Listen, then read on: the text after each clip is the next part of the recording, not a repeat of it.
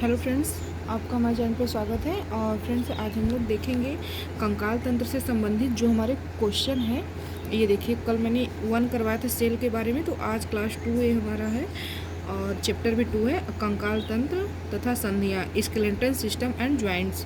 तो इसके बारे में देखते हैं। ठीक है फ्रेंड्स, तो आइए देखते हैं क्वेश्चन।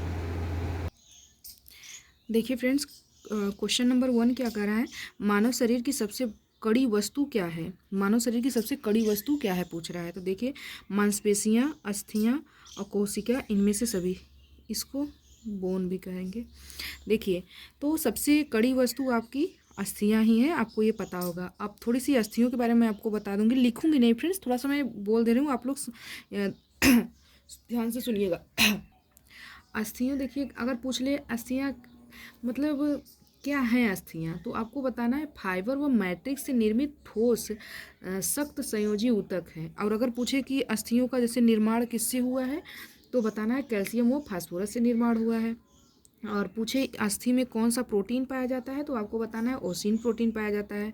और कोशिका कौन पूछे अस्थि में पाया जाता है, तो ऑस्टियोक्लास्ट और ऑस्टियोब्लास्ट कोशिका पाई जाती हैं। अभी मैंने एक शॉर्ट वीडियो डाला हुआ है, उसमें ऑस्टियोक्लास्ट और ऑस्टियोब्लास्ट दोनों के बारे में बहुत अच्छे से डिटेलिंग करके शॉर्ट भी डाला है, तो आप लोग वहाँ जाके देख लीजिएगा इसके बारे में बहुत ही अच्छे से। और देखिए फ्रेंड्स, अगर पूछे आपसे कि सबसे लंबी अस्थि कौन होती है, तो फीमर होती है। सबसे छोटी पूछे तो स्टेपिडस होती है, जो कान में पाई जाती है। और सबसे मजबूत पूछे तो जबड़े की होती है, मेसेडर्स जो होता है फ्रेंड्स। और ये भी पूछ ले अगर आपसे अस्थि और अस्थि, बोन प्लस बोन अगर पूछे, बोन बोन जुड़ा जो रहता है उसे क्या बोलते हैं, तो उसे लिगामेंट कहेंगे, लिगामेंट कहेंगे। और वही अगर आपसे पूछ ले बोन, बोन प्लस मसल, तो बताना है टेंडन कहेंगे, टेंडन कहेंगे। टेंडन को हिंदी में कंडरा भी कहेंगे। और अगर यहाँ पूछ ले से मसल प्लस मसल अगर पूछ ले, तो आपको बताना है स्यूचर्स, या फिर आपको बताना है सेलेक्सर, सेलेक्सर। मतलब दो बताना है, मतलब दो रहता है ऑप्शन में, ऑप्शन में एक रहता है, ये दोनों होता है। आपको जो सही मतलब ऑप्शन में आपको लगे वही टिक मार दीजिएगा, जो मिले आपको। तो देखिए, मैंने आपको क्या क्या बता दिया है, यहाँ पे इतने सारे पॉइंट मैंने बता दिए हैं, तो आप लोग इसे याद कर लीजिएगा फ्रेंड्स। और देखिए अगला क्वेश्चन क्या कर रहा है, अस्थियों के अंदर खोखले भाग में एक गूदा सा भरा रहता है, जिसे क्या कहते हैं, मांसपेशियाँ, उपास्थियाँ, अस्थिमज्जा, इनमें से कोई नहीं, तो उसे अस्थिमज्जा कहते हैं। इसका राइट आंसर सी हो जाएगा फ्रेंड्स।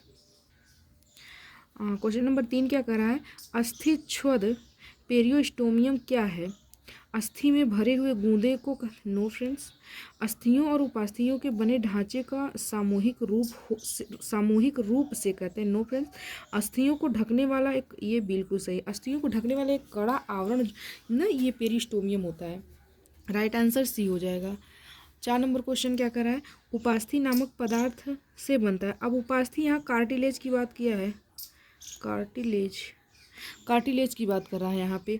अब पूछ रहा है कि नाम पदार्थ बनता है किससे, तो अस्थिमज्जा से, कैल्शियम से, ओसिन से, कांड्रिन से।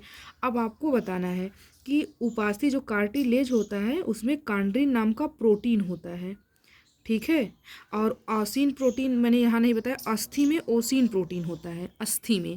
और यही उपास्थि मतलब कार्टिलेज में पूछे तो कांड्रिन नामक का प्रोटीन होता है, ठीक है।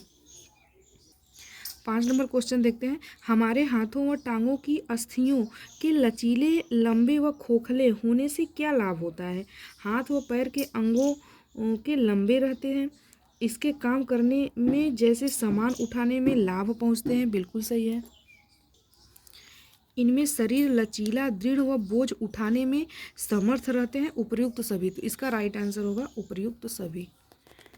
6 नंबर क्वेश्चन क्या कर रहा है, अस्थि में अंतरा कोशिका द्रव्य पाया जाता है, जिसे ओसिन कहते हैं, बनता है। अब देखिए यही कह दिया ओसिन, ओसिन एक प्रकार का प्रोटीन है जो अस्थि के लिए पूछा है, तो राइट आंसर भी हो जाएगा इसका। 7 नंबर क्वेश्चन कर रहा है, हमारे शरीर में किस भाग में टेढ़ी मेढ़ी अस्थियां पाई जाती हैं। रीढ़ की हड्डी में, कनपटी में, जबड़ा व तालू में, उनमें सभी। ये राइट सभी हो जाएगा इसमें फ्रेंड्स। जत्रुकास्थि हमारे शरीर में पाई जाती है, ये जानते हैं, स्फिनॉइड बोन की बात कर रहा है। स्फिनॉइड बोन आकार में होती है, चमगड़ा चमगादड़ की चमगादड़ में होती है। ये राइट आंसर इसका सी हो जाएगा फ्रेंड्स। 9 नंबर क्वेश्चन क्या कर रहा है, गोल गोल छोटी अस्थियां शरीर के किस अंग में पाई जाती हैं? तो ये टांगों में, खोपड़ी में, कलाई में, रीढ़ की हड्डी में। तो राइट आंसर कलाई में हो जाएगा फ्रेंड्स, जिसे हम कार्पल्स बोलते हैं। और कार्पल्स में 8 हड्डियां हमारी होती हैं और मेटा कार्पल्स में 5 होती हैं। खोपड़ी में किस आकार की अस्थियां पाई जाती हैं? खोपड़ी पूछ रहा है फ्रेंड्स, तो ये चपटी हो जाएंगी, ये तो आपको पता ही होगा। 11 नंबर क्वेश्चन क्या कर रहा है फ्रेंड्स, कहते हैं कि नवजात शिशु का खड़ा करने से कोशिका नहीं करनी चाहिए, कोशिश नहीं करनी चाहिए, अन्यथा टांगें घुमावदार हो जाएंगी, गर्दन झुक जाएंगी, कमर झुक जाएंगी, ये सभी हो जाएंगे फ्रेंड्स। सोते समय अधिक मोटा व ऊंचा तकिया बच्चों के प्रयोग में नहीं करने देना चाहिए। क्यों? गर्दन में दर्द हो जाएगा, कमर में दर्द हो जाएगा, गर्दन की कशेरुकाएं आगे की ओर झुक जाएंगी। इसका राइट आंसर सी हो जाएगा। 13 नंबर क्वेश्चन क्या कर रहा है, ऐसे कौन से कोमल अंग है जिसे अस्थियां सुरक्षा प्रदान करती हैं? खोपड़ी, नो फ्रेंड्स। पसलियाँ, नो फ्रेंड्स। हृदय और फेफड़ा, ये हमें पता है कि अस्थियों के नीचे ही तो रहती हैं ये। इसका राइट आंसर बी हो जाएगा।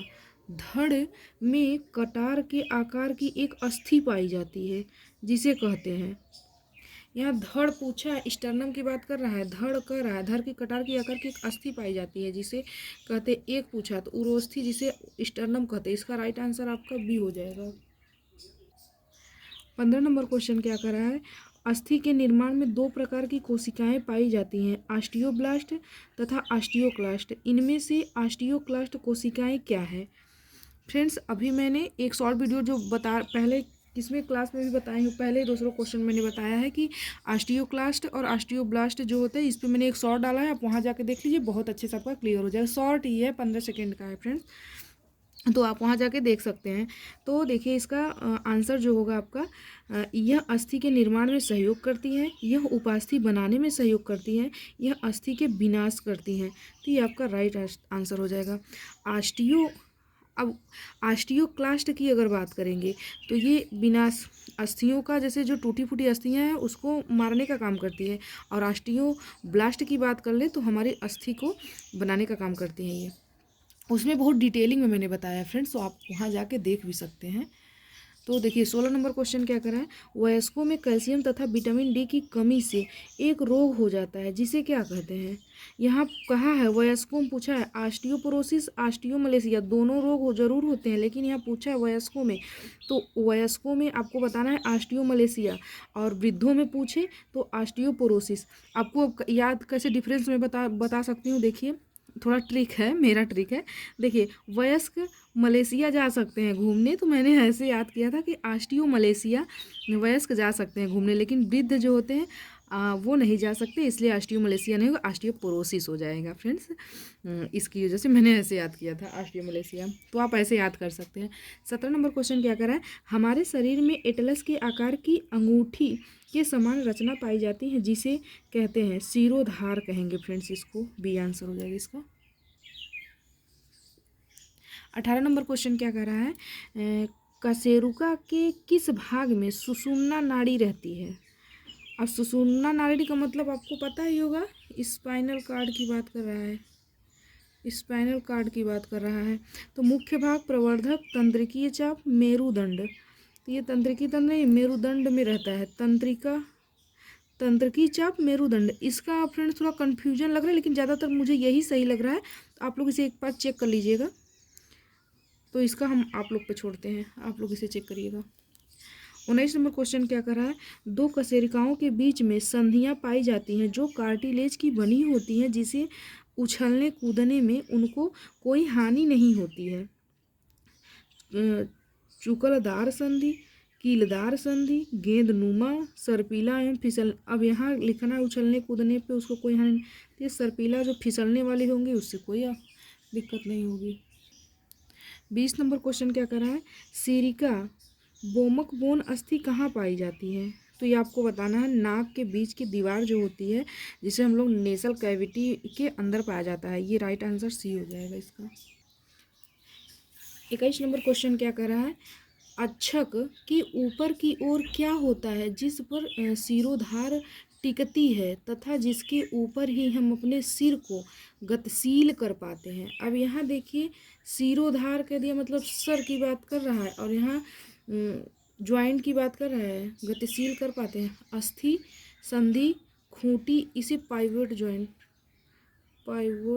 जॉइंट कहते हैं। खूंटी संधि को, खूंटी को। तो इसका ये देखिए बोला ना, सिर की गतिशील कर पाते हैं, टिकती है, जिस पर सिरोधार टिकती है। इसका राइट आंसर सी हो जाएगा। 22 नंबर क्वेश्चन क्या कर रहा है, नितंबावस्थी में एक गड्ढा होता है जिसमें जांघ की उर्वास्थ्री को गोल सीरा गति करता है, जिसे कहते हैं।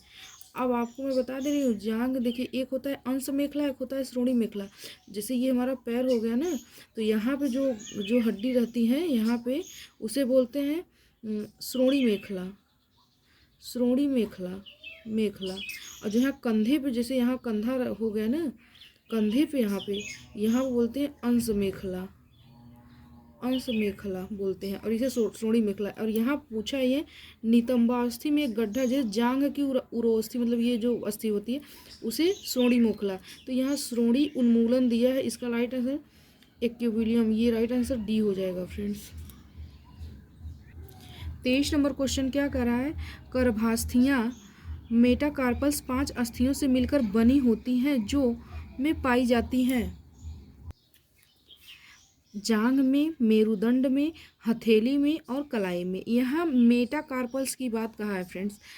मेटाकार्पल्स 5 अस्थियों से मिलकर बनी होती है। देखिए, कार्पल्स जो हमारा पूछे तो कार्पल्स हमारा 8 होती है और मेटाकार्पल्स 5 होती हैं। नहीं दिख रहा है, ब्लर आ रहा है, पता नहीं क्यों।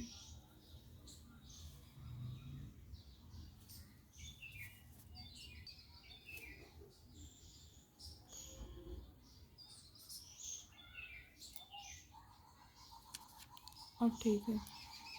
देखिए फ्रेंड्स, कार्पल्स की बात करें अगर, तो कार्पल्स 5 होता है, मेटाकार्पल्स 5 होता है। अब मैं आपको हाथ कैसे दिखाऊं, 1 मिनट दिखाती हूँ। देखिए, ये मेरा हाथ हो गया।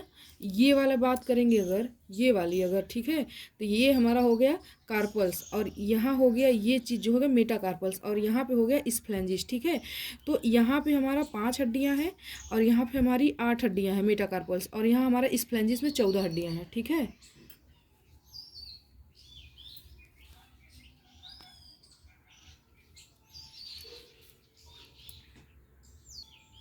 तो यहाँ पूछा ही था 5 अस्थियाँ, तो यहाँ हथेली हो जाए, मेरुदंड होगा नहीं, कलाई होगा नहीं, कलाई में तो 5 ही हो जाएगा, अरे कलाई में तो हमारा 8 हो जाएगा। अब मेटाकार्पल्स पूछा है तो 5 हो जाएगा।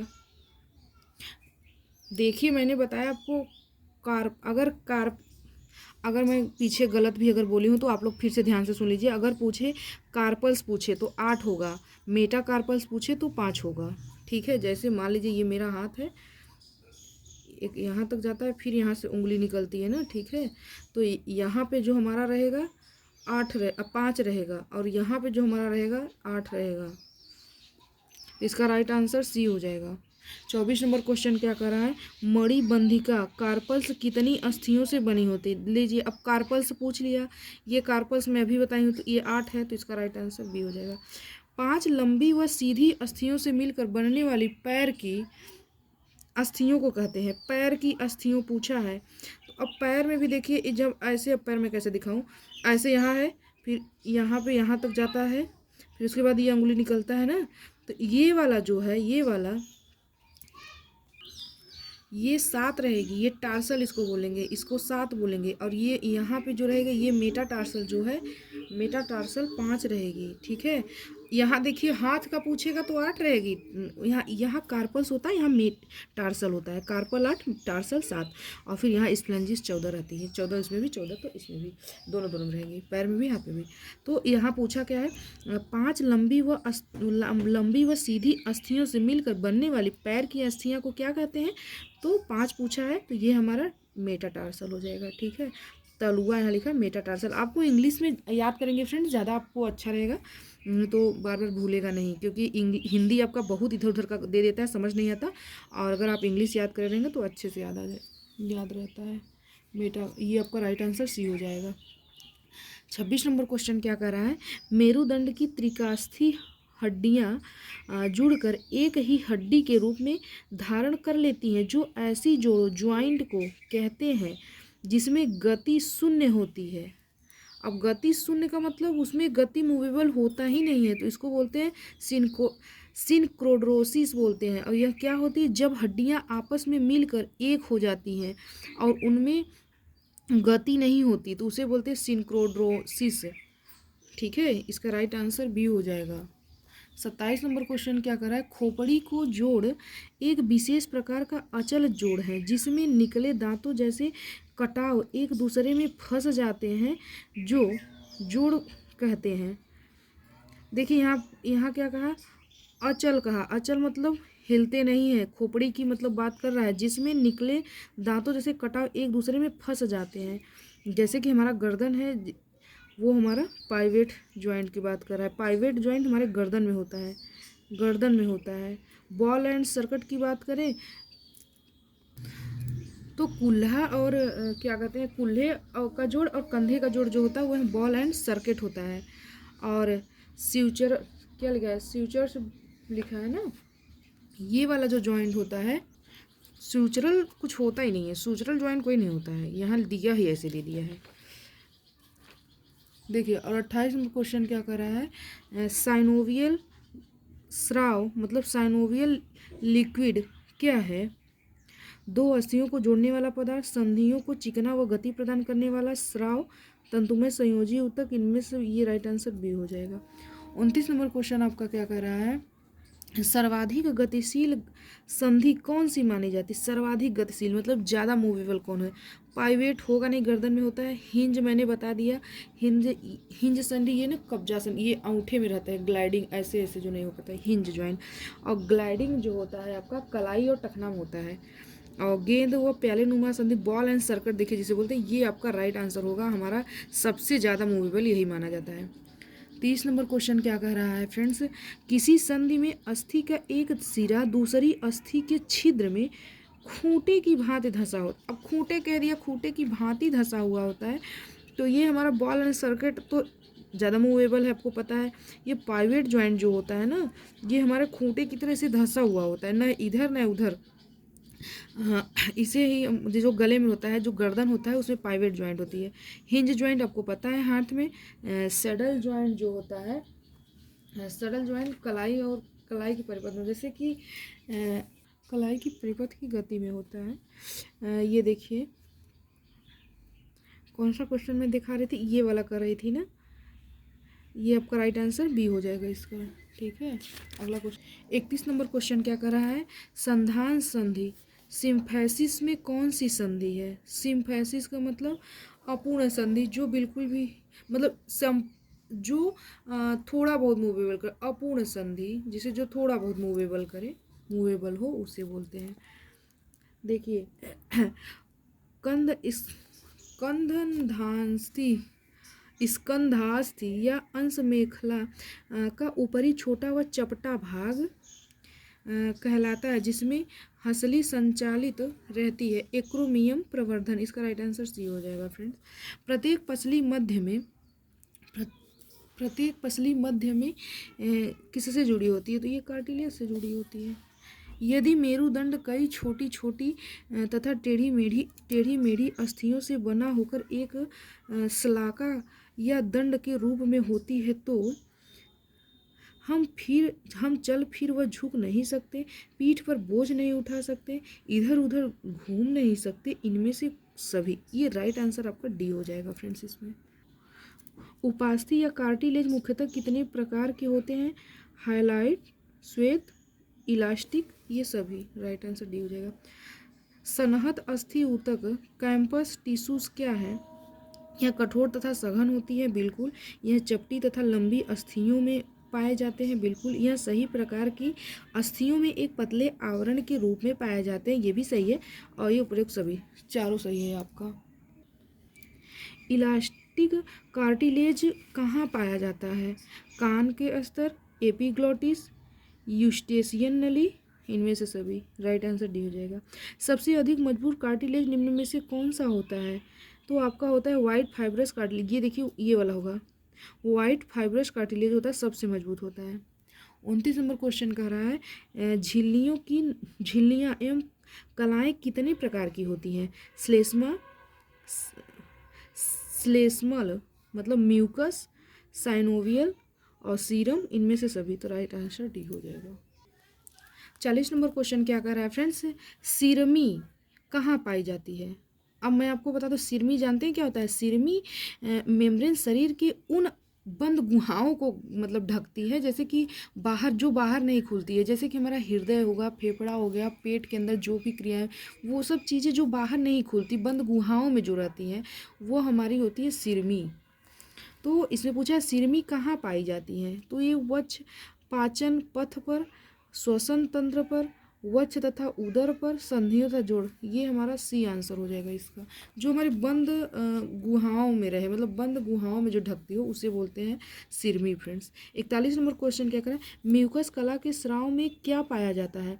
जल भी पाया जाता है, बिल्कुल, म्यूसिन, प्रोटीन, लवण सभी पाए जाते हैं। 42 नंबर क्वेश्चन कर रहा है पुच्छ की कोशिकाएं को किस नाम से जाना जाता है? वक्ष की कशेरुकाएं, गर्दन की कशेरुकाएं, त्रिक कोशिकाएं, अनुत्रिक कोशिकाएं। ये पुच्छ मतलब कॉक्सिजियल वर्टिब्रल की बात कर रहा है, तो ये आपका ये कॉक्सिजियल वर्टिब्रल ये वाला बोलेंगे। ये त्रिक कशेरुकाएं, अनुत्रिक कोशिकाएं, एकदम लास्ट पुच्छ बोल रहा है, कॉक्सिजियल बोन। 33 क्वेश्चन का क्या कर रहा है? खोपड़ी में कुल कितनी अस्थियां पाई जाती हैं? हड्डियों की बात करें, अस्थियां, तो कहीं कहीं फ्रेंड्स कभी कभी 8 मान लेता है, कभी कभी 22 मान लेता है। और 8 कैसे मान लेता है? जैसे सिर्फ खोपड़ी बस की अगर पूछी, यहाँ खोपड़ी में कुल पूछा है तो 8 हो सकता है, लेकिन अगर खोपड़ी का और चेहरे का मिला के अगर कहता है तो 22 हो जाता है हमारा। चेहरे में 14 और 8 खोपड़ी में मिला के 22। और कभी कभी 29 जब कहता है तो हमारे 6 कान का ले लेता है और 1 हाइड बोन ले लेता है, तो वो 29 हो जाता है। 120 दिया है, 29 अगर रहता है तो बड़ा कन्फ्यूजन रहता है इस क्वेश्चन में। तो आप लोग इसे जो आयोग माने वही मानिएगा, आयोग तो 8 माना है। 44 नंबर क्वेश्चन क्या करा है? वक्ष में कुल कितनी अस्थियां पाई जाती हैं? अस्थियां पूछा है, वक्ष में कुल कितनी पाई जाती हैं? ये क्वेश्चन का भी क्वेश्चन देखिए बहुत कन्फ्यूजन है इसका। वक्ष पूछा है, अस्थियां, तो यहाँ 33, 29, 64, 22, तो यहाँ आंसर ये आयोग ये माना है 22 को, ये इसको माना है, 29 को माना है फ्रेंड्स। होती तो देखिए वक्ष में तो 24 होती हैं पसलियाँ, उसी को बोलते हैं रेप से 24 होती हैं, एक स्टर्नम 25 हो जाती है। इसमें कुछ दिया ही नहीं है, इसलिए इसका ये 29 माना है। तो इसको यही क्वेश्चन देख लीजिएगा आप लोग। 45 नंबर क्वेश्चन क्या कर रहा है? उपास्थि कार्टिलेज क्या है? यह एक प्रकार का कठोर अस्थि है, यह एक प्रकार की जल संधि है, यह एक विशेष प्रकार की पुष्ट ऊतक होता है जिसमें चोट सह सकने की क्षमता होती है। इसका राइट आंसर सी हो जाएगा। बहुमेंट संधि क्या है? बहुमेंट इसका मतलब होता है इमूवेबल, जो बिल्कुल भी हिले डुले न, अचल संधि होता है। जो बिल्कुल भी हिले डुले ना अचल संधि मैंने बताया, तो वो क्या कहते हैं कि जैसे खोपड़ी की हड्डी, खोपड़ी की संधियाँ जो होती हैं वो कभी हिलती जुलती नहीं है, वो होगा। 47 नंबर क्वेश्चन कर मानव के मस्तिष्क कोश में अस्थियां परस्पर किस प्रकार की संधि से जुड़े? अब देखिए यहाँ पूछ ले, मस्तिष्क का पूछा ना, अचल संधि हमारा हो जाएगा, इमूवेबल ज्वाइंट। 48 नंबर क्वेश्चन का क्या कर रहा है? शरीर में अस्थियों की उपयोगिता है क्योंकि वह को शरीर की आकृति तथा गति प्रदान करती है, शरीर के भीतर कोमल अंगों की सुरक्षा प्रदान करती है, शरीर को दृढ़ता प्रदान करती है, और उपरोक्त तो सभी। इसका राइट आंसर डी हो जाएगा फ्रेंड्स। इस टॉपिक का लास्ट और आखिरी क्वेश्चन देख लेते हैं। देखिए क्या है 49 क्वेश्चन। छोटे बच्चों के कशेरुक दंड में कोशिकाएं होती हैं, तो ये आपको पता होगा, 33 होगा, रिपीटेड क्वेश्चन है। तो फ्रेंड्स देखिए ये आपका क्वेश्चन मैंने सॉल्व करवा दिया है। और फ्रेंड्स जो गलत होगा, क्वेश्चन आपको डाउट लगे या फिर गलत समझ में आए कि मैम गलत बता रही हैं, तो आप लोग कमेंट ज़रूर करिएगा, मैं उस पर विचार करूँगी या फिर मैं उसको फिर से देखने की कोशिश करूँगी। और पिछले क्लास में मैंने एक सीडी का क्वेश्चन ये करवाया था, जो कि मैंने क्राइंग पहले कर दिया था और क्विंग क्विंग बाद में किया। जैसे एक स्टेज लगाने को आता है ना, क्या कहते हैं कि बच्चों का रोने का, जैसे तो सबसे पहले उसमें क्राइंग होगा फिर क्विंग होगा। अब मैंने उसमें वीडियो में क्विंग पहले बता दिया, क्राइंग बाद में बताया, तो आप लोग ऐसे उसको क्वेश्चन को सही कर लीजिएगा। क्राइंग, क्राइंग, क्विंग, फिर क्या कहते हैं कि वन वर्ड, मतलब बैबलिंग, फिर वन वर्ड, फिर टेलीग्राफिक स्पीच, ये ऐसे हो जाएगा। तो फ्रेंड्स, अगली क्लास में हम लोग मिलेंगे, तब मिलेंगे अब, तब तक के लिए धन्यवाद।